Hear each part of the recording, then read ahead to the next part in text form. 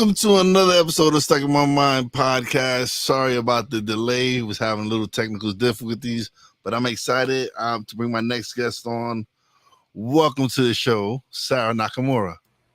Hello. Great to be here. Thank you for your patience. I appreciate it. No worries. All right, so Sara, tell a little something about yourself.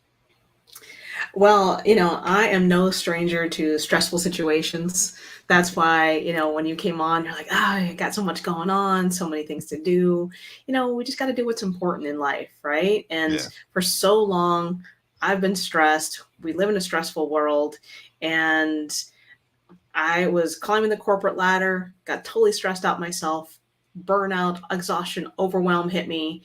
And I realized that corporate management was no longer where I needed to be. So my name is Sara Nakamura, and I am a stress relief expert.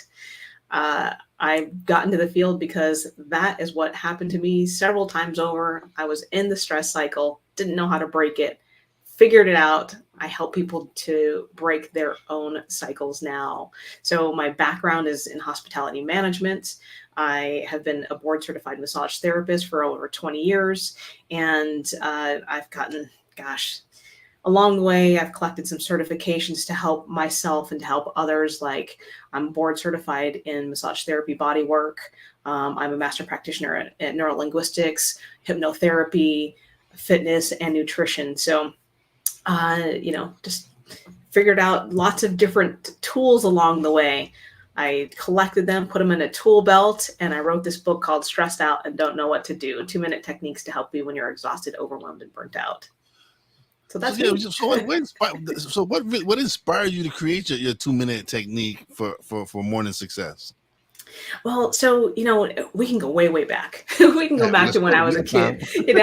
I was born in the relaxing place of Hawaii, and I'm the only child. And I remember sitting there one day and, my aunts and uncles were talking, and they were talking about one of my uncles who was kind of different than them. And I realized in that moment that even as a 3-4-year-old, you don't always share all of yourself because people don't understand you. And to have that realization at such a young age, it scared me. So, I became one of those kids that kind of clammed up and didn't really talk a lot. Kind of introverted anyway, but, I just went, okay, all right, protect yourself, shield yourself. We got plucked out of the relaxing place and mellow place of Hawaii. We moved to the fast-paced world of Las Vegas. So I now live in a 24-hour town. There's always something going on. Everything happens in Vegas. And so quite a vast difference. And so I didn't really feel like I fit in for a long time, but I wanted to follow my dad's footsteps. I went into hospitality management and, working 12-hour days, 6 days a week, I got burnt out. And I didn't realize that, when my hair was falling out and I was having heart palpitations, I didn't realize that was burnout because everyone else around me was going through something similar. And it wasn't until I had a complete breakdown. I actually helped out another friend of mine because she needed some help.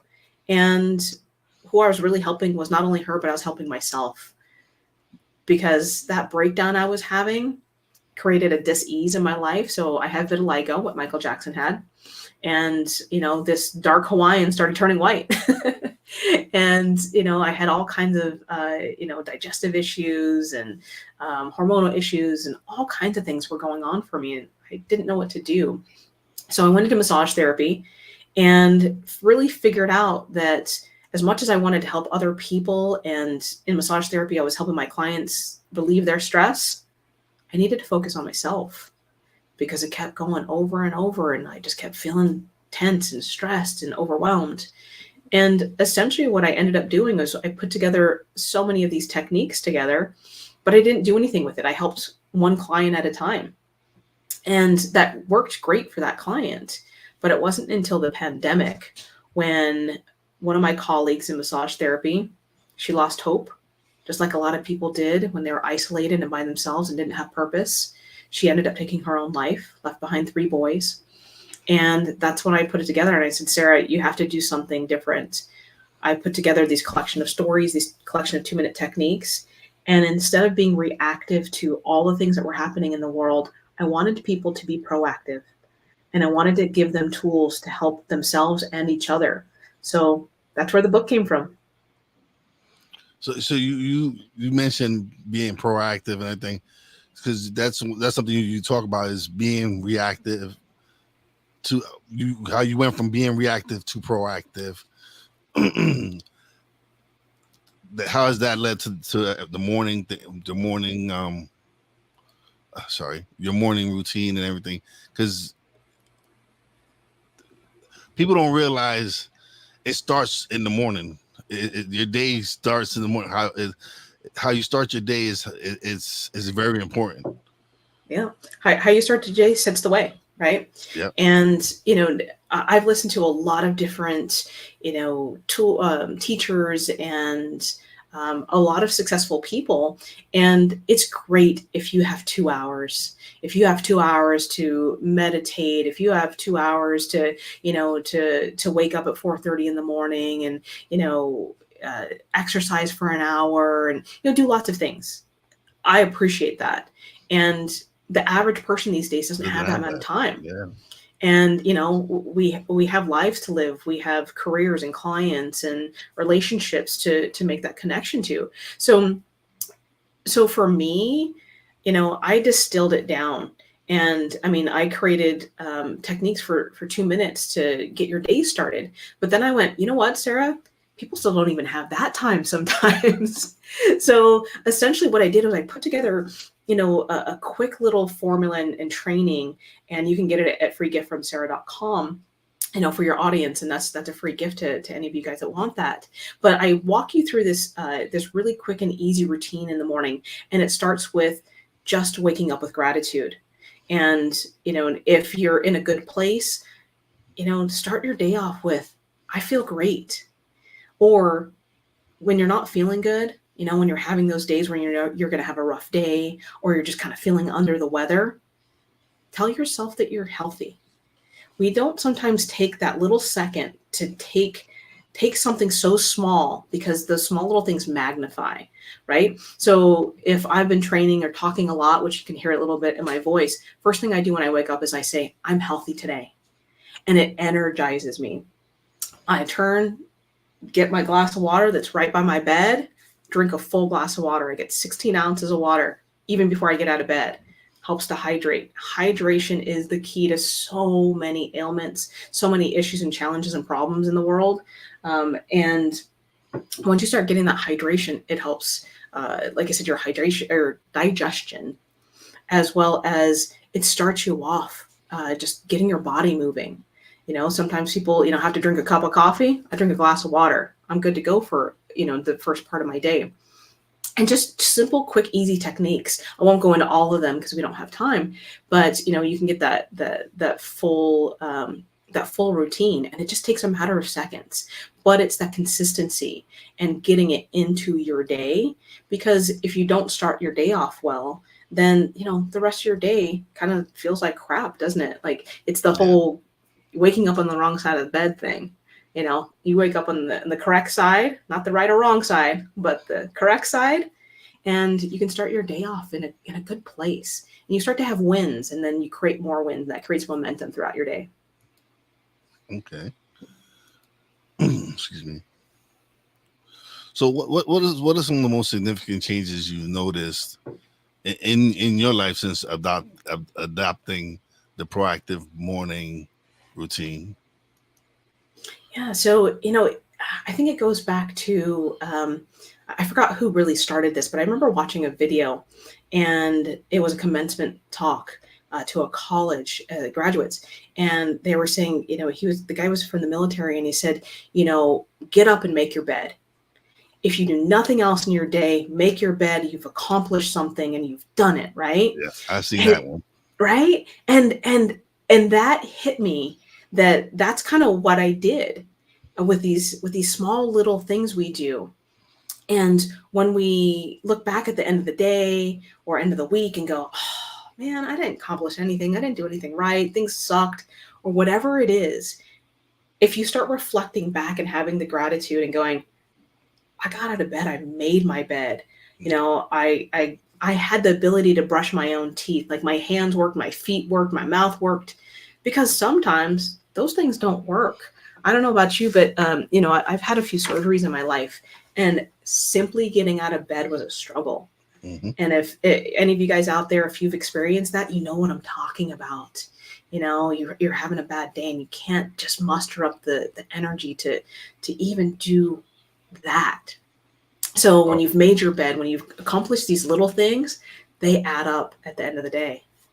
oh, like me, I suffer from severe sleep apnea, and for for a few months, I didn't have my CPAP machine, so for probably 3 to 4 months, I wasn't sleeping. I wasn't getting no sleep. It was just I was just drained. I was like, I don't know how I've these past few months. I don't even know how I was doing shows.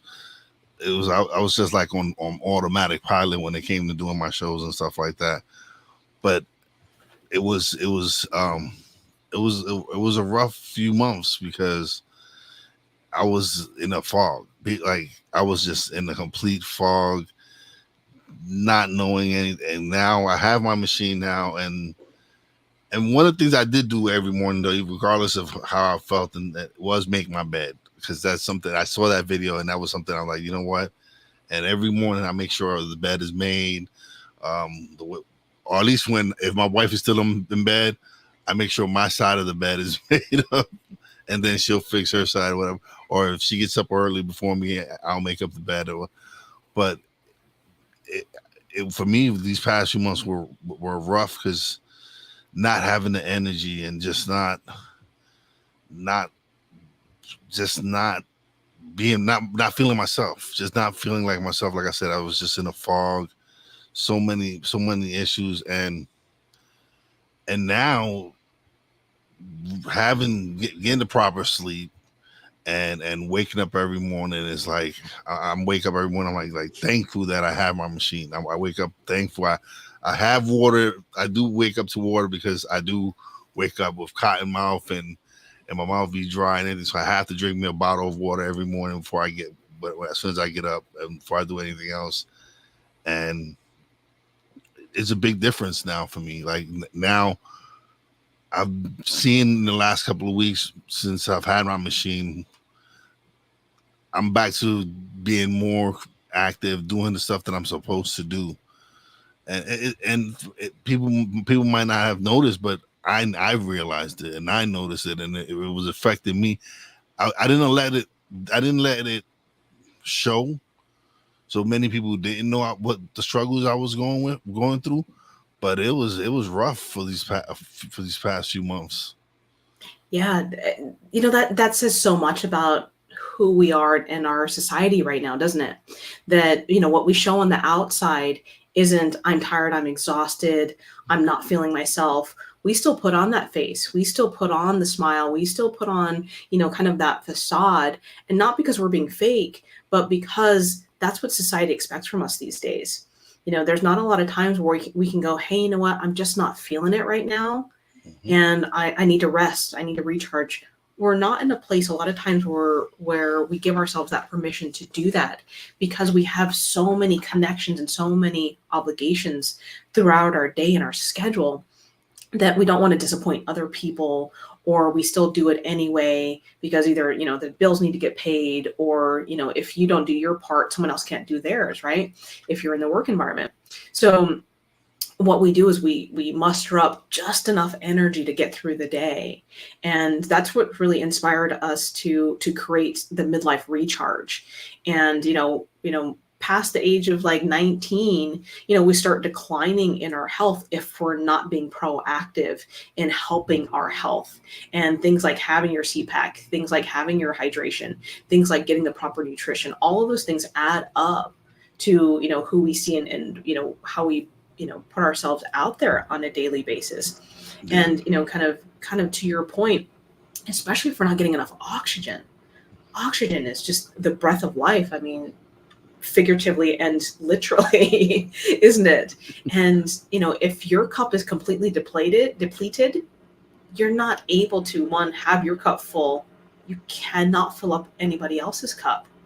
And Yeah. when you're constantly giving, you're just eating at yourself, and it makes it worse. And like you said, you've been feeling it. So thank you for discussing that. I think we need to normalize some of these conversations and really get real about what's happening beneath the surface for us, so that other people, because I know so many people that had a similar experience than you, that haven't gotten their CPAC machines yet, Yeah. or haven't gotten diagnosed, because Western medicine's important, as well as alternative medicine. When we combine those two things, we can really help ourselves these days.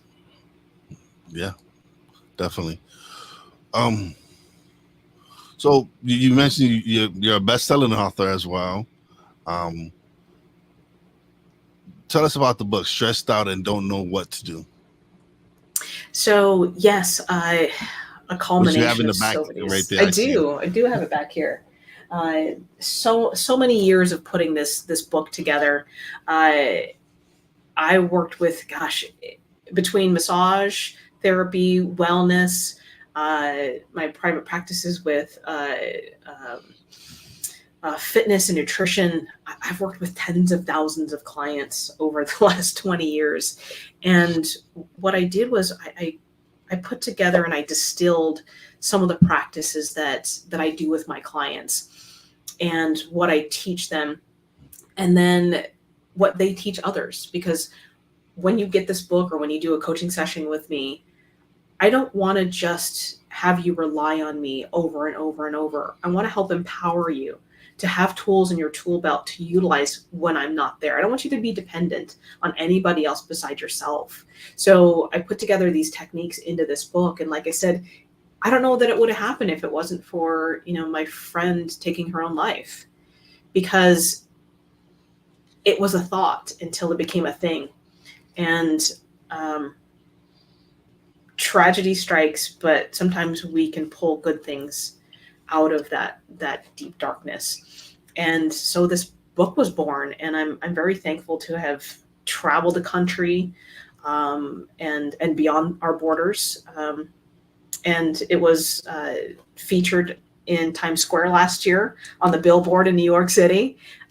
So that was quite humbling and amazing that so many people got to see it and experience these techniques. Because when you are in a place of exhaustion, overwhelm, or burnout, one, you don't know. A lot of times you just think it's normal, because stress is normalized. And yes, it's stress can be good, but also, you know what, stress can be a good motivator to get something done, like create a book, or do what you do in podcasting and helping other people shine their light. Yeah. um, but unfortunately, it's been so detrimental in it, and it's hurting our health, and it's hurting our relationships. And it's the silent killer. I mean, 90+% of hospital visits are stress related. It's creating dis-ease as well as disease in our lives. And you see it every single day. And that's the dark side of stress. And I tend to have a smile on my face because I'm excited to share. But truly, it's debilitating. And Hmm. I was in a deep dark place at a time in my life. I wanted to walk into the ocean and not come out. And thankfully, that's no longer part of my life. But Yeah. I know it's part of other people's lives. And if we can get to those folks, or even if you're in a good place like and you're like, oh, okay, I gotta go get my grandson, but I gotta go get on a podcast, I gotta do a bunch of things. If these tools and techniques can help calm you and put you in a place where you can be grounded and go, hey, things are still good. It didn't work out exactly the way I wanted it to be, but let's move forward. Yeah. That's why I wanted to get this out to the world. And that's kind of why I did my podcast, because so I'm 48 now. When I was 31, I lost my first wife in a car accident, and it was just right after that. It was just one tragedy after another. I reunited with my father the following year after my wife passed away, only to lose him after reuniting with him the next day, he passed away. I buried two brothers, an uncle and all that, and so I was in a dark place. I just was not. I was just very self destructive. I didn't care about anything. I was angry with God, or I was like, why me? Why am I such a bad person that all this is happening to me? And and and and I was in a very dark place. And so one day, some just something in my voice in my head was like, this isn't your path. This isn't where you're supposed to be at. This is not what you're supposed to be doing. And so I sought help. I went to therapy, started changing my life around, and I met my wife that I'm with now, and and turned my life around. And so when I discovered podcasting, it gave me a purpose. It was something. It was something where, look, I have a platform now where I can share my story, and other people can come share their stories, and hopefully we can help people out there. And I've received messages from people saying, I needed to hear that episode. Thank you. And those are some of the most best messages I can receive is when people send me those messages telling me an episode had an impact on their lives, and that's why I continue to do what I do. That's so very special, and thank you for sharing that time in your life, because that can be such a difficult thing to discuss. But also, I mean, you went through that for a good long time, that you had those emotions and Mhm. all the stuff that went on. And I mean, even though is almost 2 decades ago, just the fact of getting that excitement of reuniting and then losing it. But on the other side of it, you got to reconnect with him. On the other side of it, your purpose came out of it. And don't get me wrong, tragedy is difficult. It is so difficult. Grieving is difficult. And it's a necessary process for us to work through it. And then when we get to that other side and go, these things, yes, they felt like they happened to us. But then when you go on the other side and go, how did it happen for me? Yeah, And that for me part is where our light starts shining on others, right? And one of my best friends, unfortunately, she lost her son on. My friend and I, our birthdays are 5 days apart in the same year, and we were celebrating our 40th birthdays, and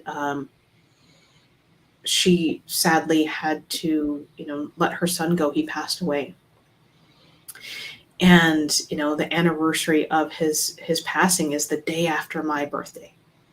And so we're happy, we're joyful for the birthdays, and then the tragedy of losing her son and that memory. And and I imagine that sadness that you experience of your wife passing, and whether it be a trigger of seeing a car accident, or you know anything that had to do with her, whatever that trigger is for you, sometimes those emotions come up, and that's what it is for my friend. And so I always talk to her, message her, and on that day, because it was last week. And then the anniversary of her father passing is just a couple of days later, so we connect up over that too. Today I was just having a moment, and she messaged me and she said, "I love you, Fred." And it's that connection and that support, that when we're there for others, we're in turn, being cared for, that filling up our cup to pour into others, right? yeah, That's one of the quotes from my book. And you know, that tragedy, that difficulty that we all experienced during the pandemic, that's trauma. mhm, That we all went through that together in different ways. And yeah, some of us haven't gotten through that. So we need to work through that on a deeper level.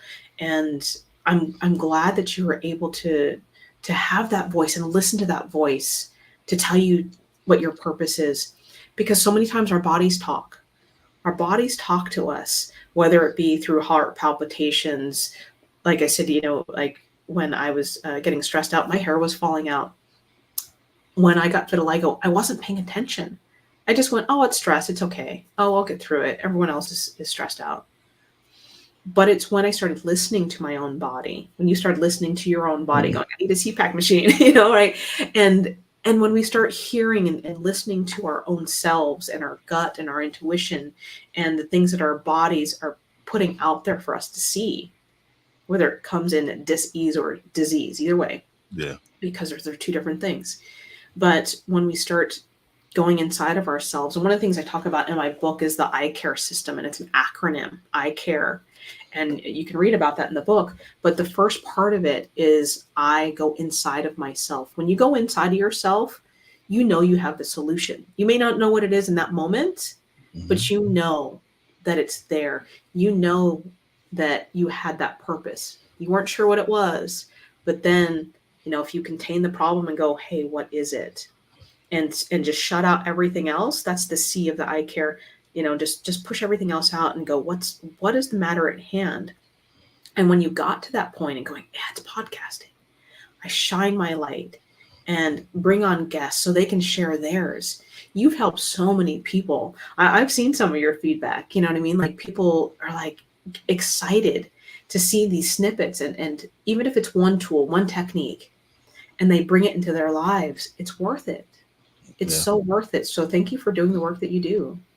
Uh, it, it's for me. This is my therapy now. Like, this is where I come out, and I have my therapy, and I get to speak, and I get to express feel, because even after all this, right? This last year was one of the most. It was a hard year personally, but as far as my podcast goes, it was one of my best years. And because last year my mom really started just her health started deteriorating, and she was eventually by August of last year, September, she was not walking anymore. We had to really carry her to the bathroom, and it was just she was really bedridden. Um, and she just it was just like in that one a year span, she just aged quickly because she was dealing with dementia and Alzheimer's, and it really last year really just hit hard. And so I was dealing with that, and I was still doing the podcast, and still churning them out, and only a few people knew what was going on with my mom, and what was going on behind the scenes and everything. And it was hard. It was difficult because my mom to me is the world. She's my hero, and to really see her struggle, because I remember when I was young, this strong, vibrant woman, and to see her just deteriorate the way she did, it was a struggle. But I knew I still had to continue to do what I was doing, and continue to help people shine their light as well. And and with everything that happened prior with my wife and everything, kind of like it didn't let me go into that dark place anymore, because I already knew what was going on, and it had prepared me for eventually when she passed away this past February. And it was just like it was hard. It was hard for me to really enjoy the success of the podcast. And I told myself, you know what, she wouldn't want me not to celebrate it, and she would want me to continue to do what I'm doing, and and and just keep shine and just keep helping shine the light, and help others. And so that's why I could have easily just quit and stopped and been like, no, I'm done. I'm like, and I was like, no, this that's not how she raised me, first of all. And she wouldn't want me to do that. So I've been continuously just grinding, and doing what I'm doing. And I have my moments. There's days that I have my moments where I'm I'm not feeling well, or just emotional and just thinking about her and all that. But I pick myself up and I make sure I don't go back into that dark place. Yeah, that's an important thing. And again, thank you for sharing that because, I imagine that when you were going through that and continuing to turn out your podcast and continuing to connect with people, this person that's right in front of me right now, your heart is shining. That realness and that rawness of your emotion comes out. And and not that people go, oh my gosh, you're so real, but what it is it connects to people, and it Mhm. connects to something that goes on for them. And we think about, man, what's that tough time that I experienced in my life? I can relate to him. Yeah. You know what I mean? And then through that toughness, we can do the inner work. And when you're doing the inner work, that so if we're helping people to see where their values are, so that you can really hold on to the top priority, whether Yeah. that's your family, because you're spending time with your mom, and secondary is putting the podcast together, not Hmm. not the other way around. But when Yeah. your true core values, you can do that purposefully. Because I mean, I work with a lot of high end clients, whether it be my private practice or massage therapy, whatever, whichever we're working together with. You know, More and more, I'm seeing, yes, money's important, making dollars, all that kind of stuff. It's great. Money opens doors. Yeah. It But, does. but beneath the surface, what fills people up is connection and Hmm. relationship. And that fulfills most people's hearts. And that gets people through the day, and it gets them out of that dark place. Because Yeah. when you bond with somebody and have that true connection, you get to be supported when you're not in a good place. Yeah. And then when you are in a good place, you get to support somebody else. And that's Absolutely. so, so true. And I can see that, I can feel that with you right now. Oh, I've been blessed. Honestly, podcasting has been a blessing. It really has, because just the relationships I've been able to build through like I've connected with people that we haven't met personally. We've just probably just most of the time we've spent was is through StreamYard or Zoom or whatever, or over the phone or chats and whatever. And we're life now. We are lifelong friends now. Like their family. Some of these people are now I consider family because of the relationship we've built and the support we've given each other and the people have been wonderful when my mom passed. All the support and everybody sending me love and saying, hey, anything you need, just send me a message, call me if you need to speak to someone. Or it was amazing. It's just like I had my family there, yes, but I had my podcasting family as well, just uplifting me and just giving me nothing but support. So I'm grateful for being able to start because I don't know where I would have been had I not started this podcast. Because I'm a pandemic podcaster. I started 2020 when I got furloughed from work. I was home, didn't have much to do. I had been wanting to start a podcast, but I was stuck in my mind with making excuses to like, who wants to listen to me, or what am I going to talk about? What am I going? No one's going to want to listen. I was just making up excuses, and so when I finally just decided to press record and just talk on the mic and just it was just like, okay, that wasn't so hard.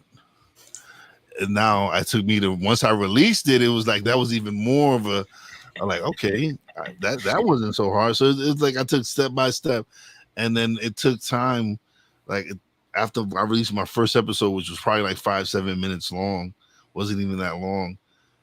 It took me like another month to release that second episode, and then it took me another 3 weeks to release the next episode. And with time, I would become more consistent with it. And now I'm doing 3 shows a week, and it's really helped me in so many different ways. but then at the same time, I'm like, man, the impact that I'm having, the people that I'm reaching out to, if it's one person that I reach, it's amazing because you don't know who they're reaching out, who they're impacting, so it's a ripple effect. It absolutely is, and that's a perfect connection and bridge, because out of the tragedy that we're just talking about, and that either was the pandemic or losing a loved one. Um, when I created this book, Stressed Out, Don't Know What to Do, I had a writing buddy. She wrote her book. We wrote them side by side, and her book was about raising children. And so my friend Kat and I, we made a pact, us, introverted people, made a pact that we were going to write our books and actually, like you said, press play, hit record, and put it out to the world. We put our stories down on paper and we hit the publish button. You know what I mean? To get our stories out there, to get our techniques out there, to help people. And we supported each other through that whole process. And then we did work with neurolinguistics, hypnotherapy. We did a lot of training together over the last several years. And unfortunately, she died last year, right after I came back from my hometown in Hawaii. And her and her husband both died. Wow. She also had 3 children. And she had a book that was nearly finished. And so her family asked me to publish it, and so I produced it, and that's where this book came from. And this book just got released. It's called Self-Awareness and Communication. And for those of you that are on the stream here, you can see the ripple effect. You can see that this is a body of water a that feather, has, yeah. yeah. So the feather represents, she had a rainbow baby. She had a baby that didn't make it. And she would always see feathers in nature. And she'd always say, "Oh, hope is with me," because her name was Taylor Hope. And so that symbolized, her connecting back to her daughter that passed. But that ripple effect that my friend had, and the ripple effect that I get to be part of, to help not only to create this legacy for Kat, but help to perpetuate that ripple effect that you're talking about. Yeah. And no matter what we're doing in our lives, it ripples out. If it's negative and hatefulness, it ripples out. And you see it in your friends, and you see it in your circle, and you see the negativity around you, if that's what you're putting out there. And it comes and goes. It's an ebb and flow, right? And so when we start to communicate better, when we start to have connections, we create healthier relationships. And so that's what we were just talking about. And I'm proud that this book not only helps Kat's legacy, but the sale of these books also go 100% to her kids, to help her 3 children. So it was just a great connection that you were just talking about, ripple effect. And I think when we're on a similar wavelength with people, we start to kind of go, oh, I can feel what you're going through. I can see what you're going through. If we trust our bodies. And being board certified in massage therapy, I've learned to listen to not only my body, but other people's body, and help them to realize what's happening for themselves, to be in that proactive space, so that we don't have debilitating diseases that take us down. And we're all going to eventually go. We are. Death is inevitable. But how do we go? Who do we connect to? What's lasting in our lives, and what's lasting beyond our life here on this planet? Yeah, absolutely. It's definitely it's definitely for me, the connections and the relationships, and just the energy. It's just, for me, these that's why I love doing the podcast, because I've connected with so many amazing people just like yourself, like you. These conversations, they charge me. They charge my batteries. There's times like I might be down, and I'll come and I'll have a podcast, and I'll talk to someone and have a great conversation. And by the time I'm done, I'm like, man, I needed that conversation. I needed to really speak to that person, because you, we need those connections. We need to be able to to feel that energy where it's just flowing back and forth, not just someone taking energy. It's important that when you connect with someone, that the energy is just transferring. It's just not just me taking or me just giving. It's just flowing naturally without even people realizing. And I love that energy exchange. When we again ebb and flow that way, Hmm. it creates more, you know, wavelengths in the universe, in the world, or however you want to say that. Because if we store up our energy, right, it doesn't go anywhere. It's not going to be productive, and energy just can't be accumulated and stay there. You Yeah, accumulate it and it goes away, it depletes, it's done, it's gone, it's wasted. But when you create the energy and you put it out and you accept it and bring it back in, oh man, I mean, think about the seasons. yeah, There's so much sunlight, there's heat, but on the other side of the moon, it's cool. So we have that. It's the yin yang effect. And you can't have yin without yang. They have to coexist. definitely. So are you a giver? Are you a taker? Are you taking somebody's energy, or are you giving out good energy and someone else is giving it back? And Hmm. those are the connections we want to keep.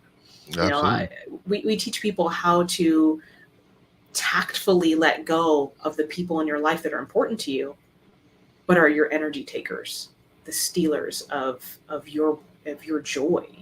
Hmm. And there's ways to do that where you can still maintain a relationship with them, but communicate the fact that, hey, we don't need to spend more time together, and still have a good relationship, because that's important too. Yeah, yeah. No, it's just certain people I know I have to limit my time around because it's just the energy is just not it's just not there, and I'm at the point where I'm like I'm not, I don't need this. I don't need you draining me because I'm someone who loves to give energy. I love to uplift and share and lift people up. But I'd love to. I want to do it willingly. I don't want. I'm not about you coming and just draining me because you're just here draining. No, I give my energy willingly to people that just I feel like, oh man, this is a good connection. Here you go. Let's just, Yeah, yeah. I love that. I love that. And when we're refilling our cups per se, as well as giving out our energy at the same time, Hmm. when we can continue to refill and give, I mean, that's amazing. And but what happens, unfortunately, a lot of times is people give out their energy without recharging and replenishing. So we created a course called Midlife Recharge, and you have to recharge yourself. And you can recharge when you're giving out energy or Hmm. taking downtime and recharge. But we go through a process where we figure out what's really depleting your energy, what's really happening and going on. Is it your nutrition, is it exercise, is it relationships? And most of the time it comes down to relationships, relationship with self and relationship with your inner circle is Yeah. what it really a lot of times comes down to. And how to protect that energy, because we go through a couple simple techniques where we help our clients to protect their energy, even Hmm. from loved ones, because sometimes our family is very needy. Sometimes I'm a needy person to my family, right? Sometimes I'm like, hey, can you pick this up? Oh, hey, can you do this for me? We do that to each other, Yeah. and the other person will say, yeah, I love you so much, I'll do that, but it's taking away from them. We still have to protect that, Hmm. and sometimes we don't even realize we're the ones doing it. but we help you Mhm. to realize that, and, No, and that's right. You're and true. see No, that. Yeah. what you said is absolutely true. It is. Sometimes we don't realize we're the one who's draining the energy, and then, but it's like people when they realize everything that uh so uh so this is one of the reasons I love to go live, because I have people come by, leave comments, and Corrado, who's a coworker of mine, we started about the same time at the same job, and he's been one of my um, true one of true people that support me, and and from day one, like, and he has no problem telling me, like, hey, maybe you might want to switch the subject sometimes to talk about something else. And I love the feedback. I appreciate the feedback, and it is crazy because I'm a New York Yankees fan, and he's a Mets fan, and Mm. so we rib each other about that and everything. But it's I appreciate the fact that he comes and he supports me all the time. He comes through, he shows love, and see, I love all your podcasts. You have great guests, but, and but, that's but, but just that support, Crowder, you're yeah. there. You're there. And you know what? That helps to energize not only the show, but everybody supporting it and everybody, here. So that's fantastic. I appreciate him. He's one of the best, man. He's a great guy. And like I said, he's been with me since I started the podcast, and he's been supportive, and he has no problems telling me, hey, you might want to do this, and I listen to it, and I'll take his advice, because he's a listener. So I want it's his show as well. To me, that's one of the reasons I decided to go live, was because um the interaction. Hmm. Sometimes we get some great interaction, and it makes it their show as well. It's not just me and the guest now. Now it's an audience member interacting, and it makes it their show as well. Oh, And I love yeah. that. I love the fact that they can really be, hey, this I'm a part of this show. I get to interact and talk, and if sometimes they have questions, they'll ask a question or leave a great comment. So I love it. Oh, absolutely. And it helps to bond because, so many times we can be observers and we can be passive. If I were to listen to your podcast, which I was doing, and I was an observer and I got to get some good nuggets out of it. And now I get to be in a different position and sharing. Hmm. And, it's a different role, but it's still part of the podcast. Yeah. And, when I was in New York last year, when my book was on the billboard, I got to see a different perspective of observation and being a part of something. And I go, wow, I never thought I would be in Times Square. I never thought I would, be connected or a part of it in some way. And just a little background. The time before when I was in New York, it was when I was in junior high school, and nothing against the Yankees by any means, but Greg Jeffries, Dell Strawberry, like that was the Mets were like on fire back then, right? And I looked up and I could see the Twin Towers, and that experience of just again the observer. I didn't belong in that building, but I got to observe it and what it meant to our country, and and now it has a different uh, Yeah. tale and a different meaning to it now that those twin towers aren't there. And so we can be observers sometimes, and we can be a part of the situation at other times. We can be a teacher and we can be a learner. We can be all of those different things, and I love that we can kind of interchange that, just like our energy. We can exchange it in different Yeah. ways too. That's what I love Definitely. about being a human. No, it's wonderful. It's wonderful to be able to change, just to transfer energy, and like like I said, it's just been amazing doing the show. And there was one, like, when I first, like, my first year of doing the podcast, I was I was once I got hooked, I was doing I was probably there was times I was probably doing 4 episodes. But this is before I was going live or anything. I was just recording the audio. Um, one day I did 4 episodes back to back to back to back, and by the time I got to the fourth episode, the person that I did the fourth episode with, they were like, "Thank you."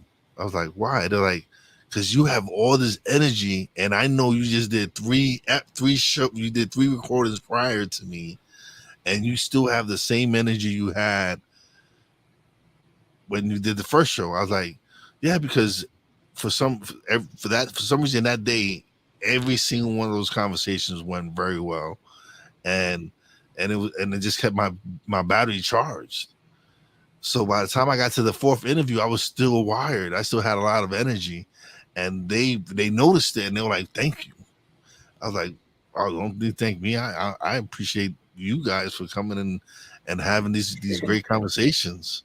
Oh yeah, I mean, the Merihibian model suggests that only 7% of our communication is verbal. So the words that we're saying. And so much of it's the body language, some of it's the energy we bring, the tonality that we have. And when we incorporate all of those different things together, I mean, I could sit there and be like, yeah, we can be on the podcast. I can tell you about stress relief, and it's, it's tough, and I'll show you some techniques. But I'm not gonna listen to that. That's not a good energy exchange, No. right? I don't want to be in that place. Like when I'm trying to go to sleep, yeah, talk to me like that. I mean, when I do hypnotherapy, I bring it down, Yeah. and we change the tonality because we're in a different place. We want a different result. But if we want to connect and be engaging, and yeah, thank you for that comment. I think that we use our body language. We use different elements and aspects of who we are rather than just these words that we're saying. So, and when you bring that, you can feel that. Like I love it. You've been smiling this whole time. I love it. No, but it's I love this. And like I've been like on average, I've been keeping the podcast 35-45 minutes, right? But when I have a conversation like this, it tends to go a little bit longer, and you don't even it's like you don't even realize because the conversation is going so well or the show is going so well, you don't even realize you're approaching an hour.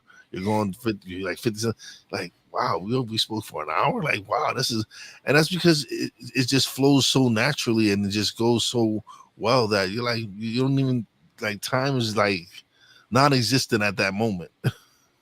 Exactly. And the more that I see the negativity out in the world, and especially right now in our country, all the dividedness that we have, and the more we connect with people, the more we talk, and I could be like, okay, you're across the country, you're in Pennsylvania, I'm in Las Vegas, you love the Yankees, maybe I love Giants, no.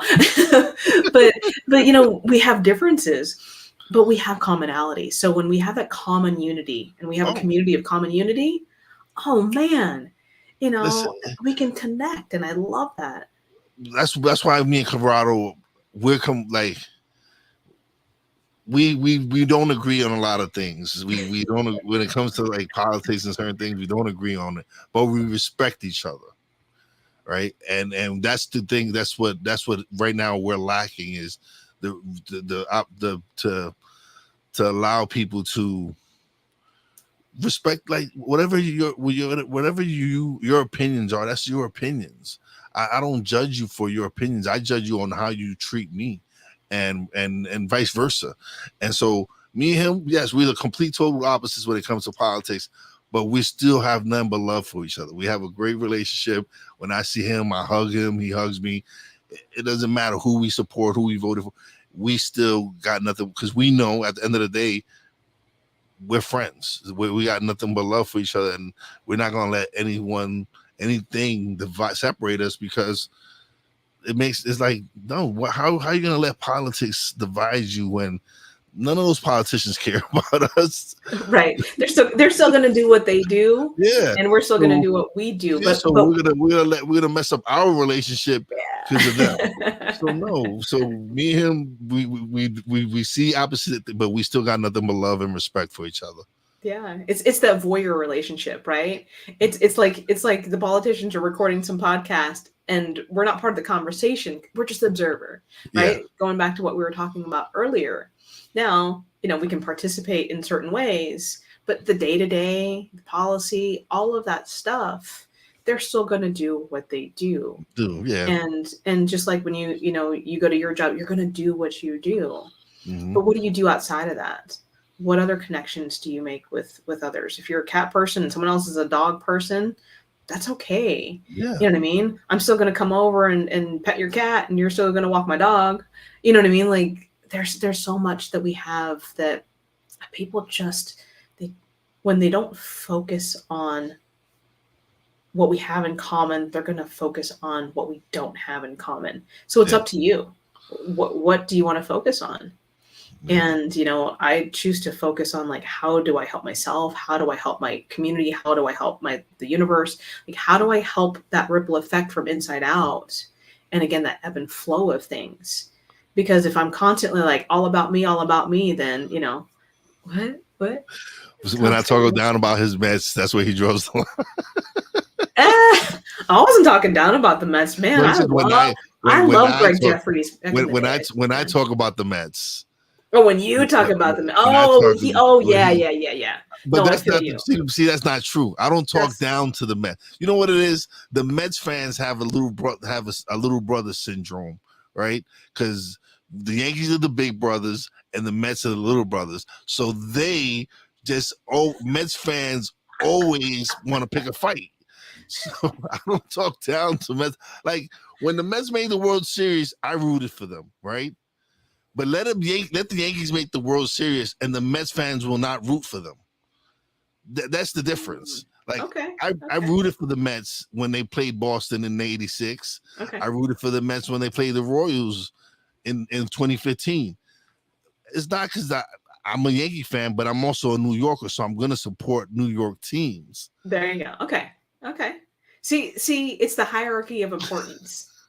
You know what I mean? So if it's important for you to be a New Yorker before you're, you know, a Yankee, there you go. Right? But if you were a Yankee before a New Yorker, then there's a whole thing that we're going to open up. So he has to go back to work. His break is over. Appreciate you, Corrado. Thank you for stopping by and sharing with us.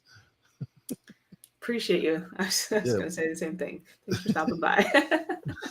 But that's great though. I love that. Again, the connection when you bring people on and have a different dynamic, and you throw something different into the mix rather than, okay, we're gonna do this, do A, B, C. You know, when you got D or F coming on board and going, oh wow, here's something that just shakes things up and gets you into a different place. I love having that.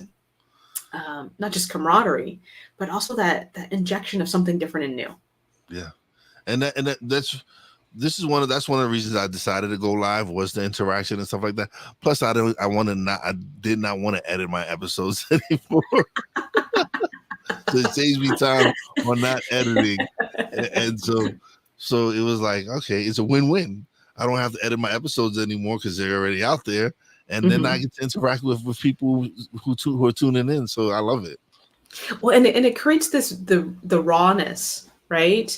I mean, we get too edited sometimes. And, you know, when we're talking about confidence, let's say, when we are getting out there and putting ourselves out there, like you were talking about, just press and record and publishing, you know, and getting out there. And I remember when I was swimming, when I was about 8 years old, I was on the swim team. And one of the things we used to do is they used to send us to the diving board to dive into the pool. And I remember getting up on the high dive, you know, that high dive. Mm-hmm. And I got up there and I'm a little scared of heights. I'm like, okay, it's fine. When I got out to the edge, I'm like, oh no. And the anticipation of it, that anxiousness, like, I'm going to get hurt. I'm going to fall. I'm going to look stupid. Whatever that is, like all the stuff that stuck in my mind, right? Yeah. You know, you're going, oh, and you have this 1% doubt. You can have 99% certainty. Like, I'm going to do this. I'm going to kill it. I got it. But that 1% doubt will completely deflate your balloon. It will pop your balloon. It will take you to a different place in your mind, in your heart, in your feelings, and it creates a different action. Just 1% doubt creates 100% uncertainty. And so, like, getting out to that edge, you're like, ah. But when you take that step to action, press record, press publish, take the step, ask the person out for a date, ask for a raise, whatever that is, when you take that action, and you get through it, Yeah. you're relieved. You're relieved because you're either like, man, that looked crappy. Like I fell on my face. That hurt, but you did it. Yeah. Or you go, man, that was a perfect 10, right? Probably wasn't, but it's what you create out of it. It's what we Yeah. create out of life. But oh man, I've enjoyed this conversation so much. Um, I would definitely love to have you back on the show. But now is the time when you get the solo screen and you get to plug away, let everybody know where they can find you, plug the books, everything. Oh, fantastic. Hi, everybody. Hopefully, you've enjoyed some of these stories that we've been talking about today. And if you want to know more about a quick and easy, simple routine, go to freegiftfromsara.com. That's SARA, freegiftfromsara.com. Pick up that morning routine. Start your day off an amazing way. Simple, quick ways to do that. And if you want to support my friend's legacy, which I am now teaching about self-awareness and communication, you can pick up the Self-Awareness in Communication book on Amazon and get some free gifts along the way too at freegiftfromsara.com/cat, K-A-T. And that will connect you to some of our trainings about self-awareness, about how to have more effective communication, how to really improve and help your health and healthy relationships. So those are just a couple ways to stay connected, but also a win-win. Help yourself, help my friend Kat's legacy and the community. And you can also join us. We're creating a new community called Common Unity Community in our midlife recharge community. It's on Facebook. We'll drop the link on the show notes, I think. We'll do it that way. Everything will be in the show notes, definitely. Awesome. Thank you so much. Thank you. I appreciate you being a guest. Yeah. Much This is enjoyed fun. this, and get to fill up our cups. We don't feel, I feel great. depleted and all that I kind of feel stuff. great. Even sharing the story. Yeah, I feel amazing. Yeah, I love that. I But love that. but thank you so much. I greatly appreciate you being on the show. And Yeah, again, absolutely. thank you for your patience. Thank you for your patience, and because I know I was a little late, but Hey, but you know what? Things happen for a reason, and we still ended up having a great conversation and that's having a great right. time. Here's the thing about that is when we start to go, hey, let's be patient, let's be grounded, and sometimes things happen. Technology is great, like we talked about before, but it can be challenging. Life is great, but it can be challenging. So one thing that I'm going to show you, your audience, today is that when you start to get elevated, when you start to get a little bit anxious, things aren't going your way, just take a little soft fist, not a tight fist, but like a little soft fist. Put it at the center of your chest. This is called your CV17 acupressure point. So in Eastern medicine, it's a grounding point. It will help calm your energy. It's right by your heart center too. So it helps to bring down your breath, and you just make little circles and you'll feel yourself start to calm down. So we do that with kids, don't we? We rub their chest, our animals, our dogs, whomever, and we start to rub it and they start to calm down. Same thing with us. We forget the simple things in life. So, when someone's not on their podcast, or when you're waiting for something, or something's not going just the way you thought it was going to be, you're driving, take the one hand, just calm yourself down. That's a quick and simple, easy tip I want to leave you with today. Thank you. I greatly appreciate it.